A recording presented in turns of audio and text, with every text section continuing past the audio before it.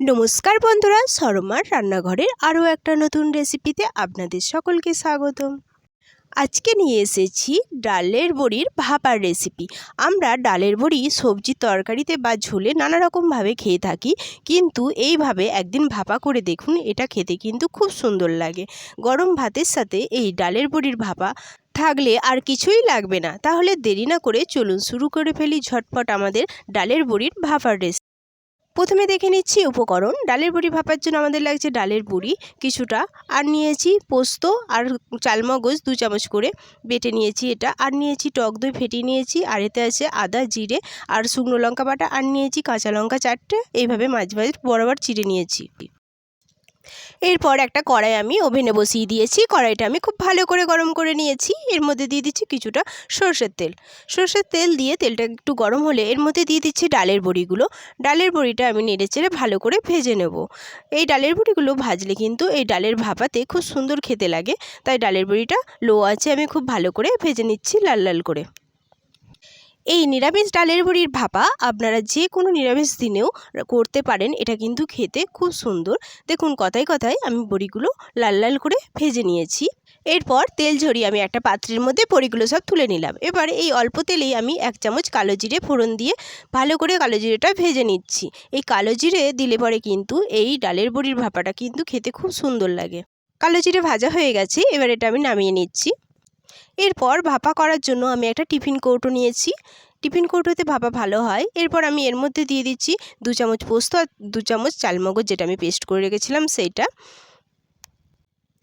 পোস্ত আর চালমগজ দেওয়া হয়ে গেছে। এবার এর মধ্যে আমি দিচ্ছি জিরে আদা আর শুকনো লঙ্কা আমি বেটে নিয়েছিলাম। জিরে বাটা দিলে এই ভাপাটা কিন্তু খুব সুন্দর খেতে লাগে। আর দিয়ে দিচ্ছি হলুদ গুঁড়ো, সামান্য লবণ, 3 চামচ মতো টক দই, এটা আগে থেকে আমি ফেটিয়ে রেখেছি, সেই ফেটানো টক দইটা দিয়ে দিলাম। আর এর মধ্যে দিয়ে দিচ্ছি অল্প 1 চামচ মতো সরষের তেল। তেল দিয়ে আমি এর মধ্যে দিয়ে দিচ্ছি ভেজে রাখা কালো জিরেটা। তেল সমেত আমি পুরো কালো জিরেটাই এর মধ্যে দিয়ে দিচ্ছি। এরপর অ্যাড করব সামান্য চিনি। চিনিটা কিন্তু একেবারেই অপশনাল, আপনাদের ইচ্ছে না হলে আপনারা নাও দিতে পারেন। এবার এই সমস্ত উপকরণ আমি খুব ভালো করে চামচের সাহায্যে মিশিয়ে নিচ্ছি। সমস্ত উপকরণ ভালো করে মেশানো হয়ে গেলে আমি এর ওপর দিয়ে দিচ্ছি জল। এখানে আমি 1/2 কাপ মতো জল দিচ্ছি। জলটা কিন্তু একটু বেশি দিতে হবে, বড়িতে যেহেতু জল টানবে সেহেতু জলটা একটু বেশি দেবেন, নাহলে কিন্তু ভাপাটা কিন্তু শুকনো শুকনো হয়ে যাবে। আমি এখানে 1/2 কাপ মতো জল দিয়েছি, জল দিয়ে মিশিয়ে এর ওপর দিয়ে দিচ্ছি ভাজা বড়িগুলো। বড়ি দিয়ে আবারও একটু নেড়েচেড়ে মিশিয়ে নিচ্ছি। মেশানো হয়ে গেলে এর ওপর দিয়ে দিচ্ছি 4টে চেরা কাঁচা লঙ্কা। কাঁচা লঙ্কা দিয়ে আবারও একটু মিশিয়ে নিয়ে এবার এর ওপর দিয়ে আমি দিয়ে দেব কাঁচা সরষের তেল। এখানে আমি আরও 2 চামচ কাঁচা সরষের তেল দিলাম। যে কোনো ভাপাতে এই সরষের তেলটা কিন্তু খুব ভালো লাগে, আর এটা কাঁচাই দিতে হয়। কাঁচা তেল দিয়ে আমি নেড়েচেড়ে মিশিয়ে নিয়ে এর ঢাকনটা এটা রেখে দিচ্ছি। এরপর ভাপে করার জন্য আমি একটা কড়াই বসিয়ে দিয়েছি ওভেনে। এর মধ্যে দিয়ে দিচ্ছি 1 গ্লাস জল। জল দিয়ে আমি একটা থালা চাপা দিয়ে এই জলটা ফুটিয়ে নেব হাই আছে 1 থেকে 2 মিনিট। 1 থেকে 2 মিনিট পর জলটা যখন ফুটে উঠবে তখন ঢাকনটা খুলে এর মধ্যে আমি টিফিন বাটিটা বসিয়ে দিচ্ছি জলের মধ্যেই।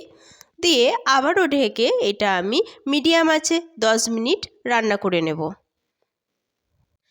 ফিরে আসছি 10 মিনিট পর, ঢাকা খুলে নিচ্ছি। দেখুন জলটা প্রায় শুকিয়ে গেছে, আমাদের ভাপেও রেডি হয়ে গেছে। এরপর আমি কড়াইটা নামিয়ে নিচ্ছি। ফিরে আসছি টিফিন বাটি ঠান্ডা করে নিয়ে। দেখুন আমাদের টিফিন বাটি একেবারে ঠান্ডা হয়ে গেছে। এবার আমি ঢাকনটা খুলে দিচ্ছি। দেখুন ভাপেটা কত সুন্দর হয়েছে, আর বড়িগুলো কিন্তু একটাও আছে। এরপর আমি একটা থালায় কিছুটা ভাত নিয়ে নিয়েছি, গরম গরম ভাত। এর সাথে আমি এই ডালের বড়িটা পরিবেশন করে নিচ্ছি। এই গরম ভাতের সাথে আর এই ডালের বড়ির ভাপা এত সুন্দর খেতে লাগে, না খেলে বুঝতেই পারবেন না।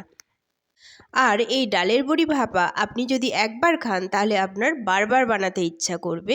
আর এটা খেতেও কিন্তু অসাধারণ হয়েছে। দেখুন ডালের বড়ি কিন্তু একেবারে গোটা আছে, আমার ডালের বড়ি কিন্তু একটাও ভেঙে যায়নি।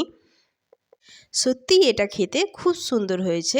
আপনারা অবশ্যই একবার বাড়িতে আমার মতো করে এই ডালের বড়িটা ট্রাই করে দেখতে পারেন। আশা করি আপনাদের সকলের খুব খুব খুব ভালো লাগবে।